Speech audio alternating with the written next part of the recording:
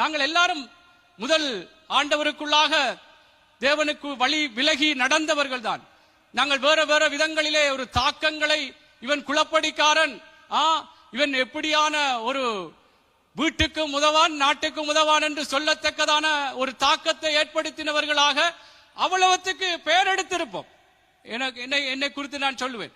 ஆகவே தேவனுடைய பிள்ளைகளை இன்றைக்கு கர்த்தருக்குள்ளே மாற்றப்பட்ட நானும் நீங்களும், இது தேவனுடைய பிள்ளை, அவன் கர்த்தருக்குள்ளே மாற்றப்பட்ட பின்பு தேவனுடைய மனுஷன் தேவனுக்கேற்ற விதமாத்தான் பேசுவான்.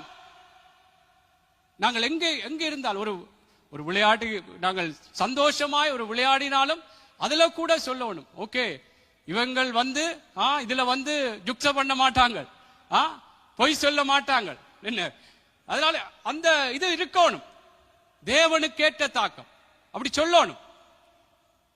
இந்த இவரை கேட்டால் அவரை கேட்போம், அவர் பொய் சொல்ல மாட்டார்.